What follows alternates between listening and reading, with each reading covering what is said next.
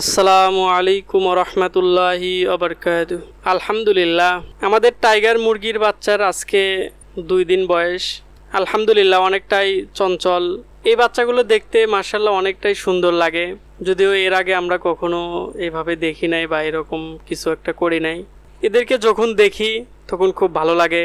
আমাদের একটি বাচ্চা মারা গেছে। আমরা এখানে 200 পিস বাচ্চা নিয়ে এসেছি, তার ভিতরে মাত্র একটি বাচ্চা মারা গেছে। ব্রুডিংয়ের সময় এদের ঘন ঘন পেপার পাল্টে দিতে হয়, যেন তারা ময়লার ভিতরে না থাকে।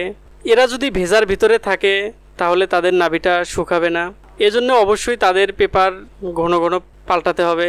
কৃষিকাজ করলে কৃষির সাথে যেগুলো জড়িত আছে সব কিছু অল্প অল্প করে করতে হবে, তাহলে পুরোপুরি মজাটা পাওয়া যাবে।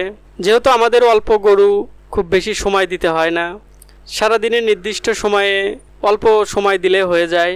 এজন্য আমরা চেষ্টা করলাম যে আমাদের যেহেতু ঘর আছে, আমরা যদি ভিন্ন রকম কিছু মুরগি লালন পালন করতে পারি, সেক্ষেত্রে আমাদের ভালো সময়ও কাটলো, কিছু ভালো লাগাও কাজ করলো। আল্লাহ যদি রহম করে এখান থেকে কিছু মুনাফাও আসলো। হালাল কর্ম করতে কোনো লজ্জা নেই, হালাল পেশায় শরম করলে চলবে না।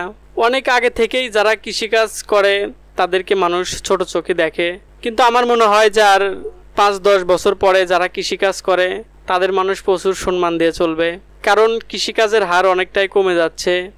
এখন যারা কৃষিকাজের দিকে আসতেছে তারা বেশিরভাগই শিক্ষিত পোলাপান, তারা নতুনভাবে শুরু করতেছে।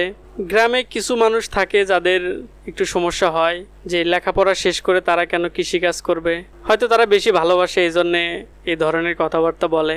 কিন্তু যেসব তরুণেরা কৃষিকাজের সাথে লেগে আছে বা লেগে থাকার ইচ্ছে করতেছে, তারা অন্যের অধীনে কাজ করতে চায় না। এজন্য নিজেরাই রোদে পুড়ে বৃষ্টিতে ভিজে কঠোর পরিশ্রম করে নিজের কাজটাই নিজেরাই করে। যে সকল ভাইয়েরা হালাল ইনকাম করার উদ্দেশ্যে কৃষিকাজ করতে চাচ্ছেন বা শুরু করেছেন, তাদের জন্য অবশ্যই দোয়া থাকবে।